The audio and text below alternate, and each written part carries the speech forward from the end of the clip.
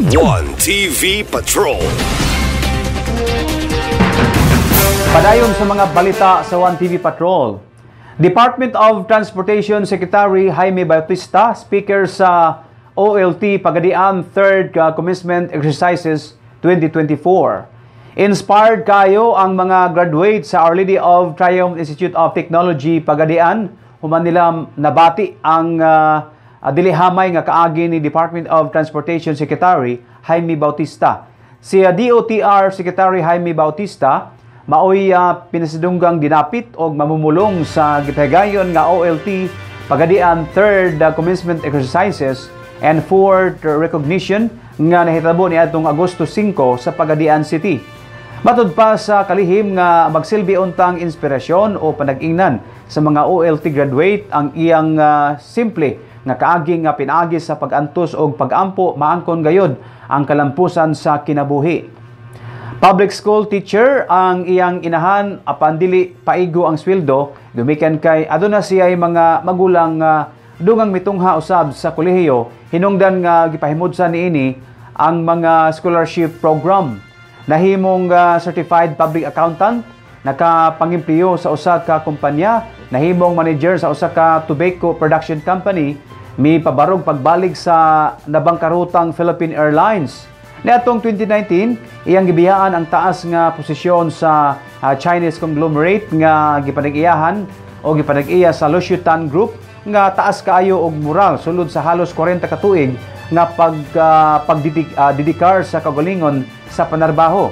Sa iyang pagtuong mapahimudsan na niya ang pribadong kinabuhi apan niadtong 2022 sa pagsugod sa administrasyon ni Presidente Bongbong Marcos, gikuha siya isip Department of Transportation Secretary o kini nga tanyag wala niya balibari gumikan kay garbo usab niya nga makaserbisyo sa mga Pilipinhon bisan sa hamubo lang nga panahon. I emphasize family because family served as the anchor of my life story that brought me to where I am today. Like many of you, I was anxious at my graduation. I was uncertain of the future as almost all of you are today. My anxiety traces back to my humble beginning. You see, my parents were not rich. My mother was a public school teacher. My father, a farmer. We had barely enough money for our family's basic needs, but more for college education.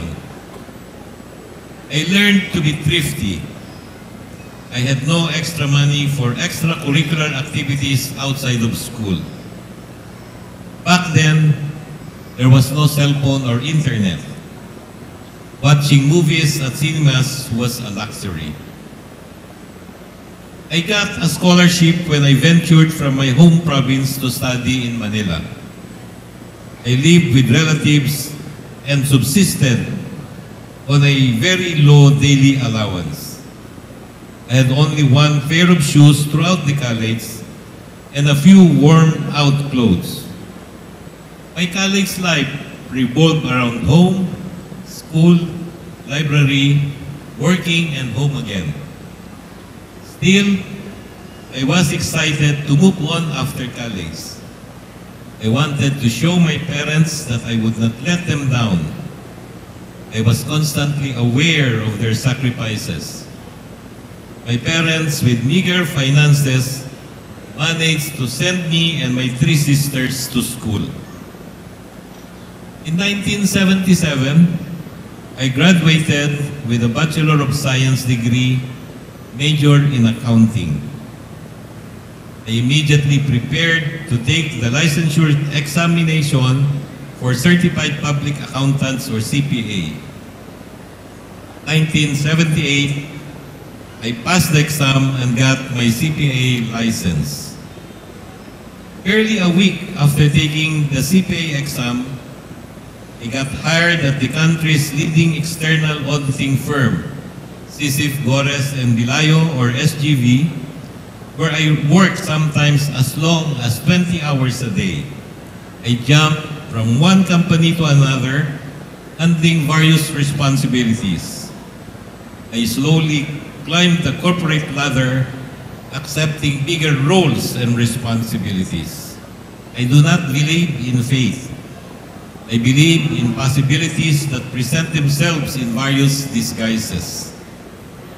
I learned the value of hard work while working for the Lucian Group. I proved to my superiors I can be trusted. The Chinese conglomerate, competence is very important, but more important is honesty, integrity, and loyalty. TV Patrol. One TV Patrol. One TV Patrol. One TV Patrol.